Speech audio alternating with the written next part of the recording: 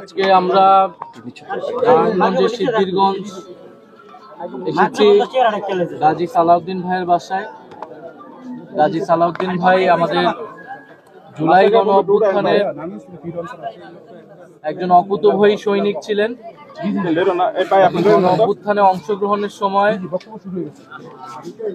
গুলিতে আহত হন, তার গলায় একটি স্প্লিন্টার ছিল, তার চোখ ক্ষতিগ্রস্ত হয়েছিল এবং আহত অবস্থায় গণ অভ্যুত্থানের পরে এতগুলো দিন তাকে অতিবাহিত করতে হয়েছে এবং গত 26শে অক্টোবর তিনি ইন্তেকাল করেন। আমরা গাজী সালাউদ্দিন ভাইয়ের এই মৃত্যুতে গভীরভাবে শোকাহত। এরকম হাজারো জুলাই গণ অভ্যুত্থানের যোদ্ধা, আহত যোদ্ধারা সারা বাংলাদেশের বিভিন্ন জায়গায় ছড়িয়ে ছিটিয়ে আছে। গণ অভ্যুত্থানের অংশগ্রহণকারী আহতদের যে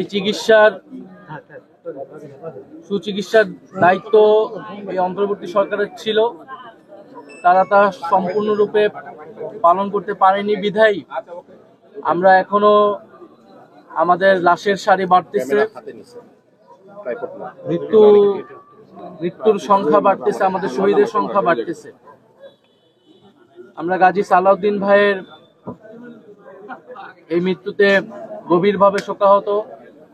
আমরা সরকারের প্রতি দৃঢ়ভাবে বলতে চাই, আমাদের যারা গণ অভ্যুত্থানে আহত যোদ্ধা যারা রয়েছেন, এখনো যারা কাতরাচ্ছেন, এখনো যাদের শরীরে স্প্লিন্টার রয়েছে, যারা নানাভাবে অঙ্গ ক্ষতিগ্রস্ত রয়েছে, তাদের সর্বাত্মকভাবে সর্বোচ্চ পরিমাণে যতটুকু সহযোগিতা করা প্রয়োজন, চিকিৎসা নেওয়া প্রয়োজন, সেটুকু যাতে সরকারের জায়গা থেকে করে এবং এই চিকিৎসা, অনেকে যে ক্ষতিগ্রস্ত হয়েছে, এটা তাদের দীর্ঘমেয়াদী চিকিৎসা প্রয়োজন। হয়তো সাময়িক একটা চিকিৎসা অনেকেই পেয়েছে, কিন্তু দীর্ঘমেয়াদী এই চিকিৎসাগুলো যদি অব্যাহত না থাকে তাহলে এরকম ঘটনা কিন্তু ঘটতে থাকবে। ফলে এখন আমরা নির্বাচনের ডামাডোলে যাতে আমাদের এই আহত ভাইদের কথা, আমাদের এই শহীদ পরিবারদের কথা ভুলে না যাই, না হলে আমাদের এই গাজী সালাউদ্দিন ভাইয়ের মতো এরকম অনেকেই কিন্তু মৃত্যুবরণ করতে থাকবে। ফলে এই যে তাদের স্বাস্থ্য সুবিধার কথা যেটা বলা হয়েছে, এইটা নিয়েও নানা অভিযোগ আছে এবং পরবর্তী নির্বাচিত সরকার যেই আসুক না কেন, আমাদের এই চিকিৎসা যাতে অব্যাহত থাকে, সেই কমিটমেন্টটা যাতে সবার প্রতি সবার জায়গা থেকে থাকে। এবং গাজী সালাউদ্দিন ভাইয়ের পরিবারের পাশে আমরা আছি।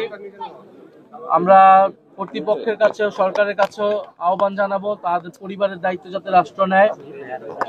ওনার দুটি সন্তান রয়েছে, ওনার স্ত্রী অসুস্থ এবং গাজী সালাউদ্দিন ভাই ওনার একটা কথা আমরা শুনতে পেয়েছি যে উনি মারা যাবার কয়েকদিন আগে কোন একটা রাজনৈতিক দলের নেতাকর্মীদের দ্বারা তিনি হেনস্থার শিকার হয়েছিলেন। ফলে এরকম জুলাই যোদ্ধারা যারা বাংলাদেশের বিভিন্ন অঞ্চলে রয়েছেন, তাদের এরকম রাজনৈতিক নিরাপত্তা সংকটও রয়েছে। জাতীয় নাগরিক পার্টির জায়গা থেকে আমরা সবসময় তাদের সর্বাত্মকভাবে পাশে আছি, কিন্তু সরকারকেও দায়িত্ব নিতে হবে এবং সকল রাজনৈতিক দলকেও এই দায়িত্ব নিতে হবে যাতে এই পরিবারগুলো, এই মানুষগুলো লড়াইয়ের ফলে, তাদের ক্ষতির শিকারের ফলে কিন্তু আমরা গণ অভ্যুত্থানে সফল হয়েছিলাম, আমরা ফ্যাসিবাদকে বিতাড়িত করতে পেরেছিলাম এবং বাংলাদেশকে নতুনভাবে বিনির্মাণের স্বপ্ন দেখতে পাচ্ছি। ফলে তাদের প্রতি সেই সম্মান, তাদের প্রতি যাতে সেই সহমর্মিতা আমাদের এবং সেই শ্রদ্ধা আমাদের সবসময় থাকে।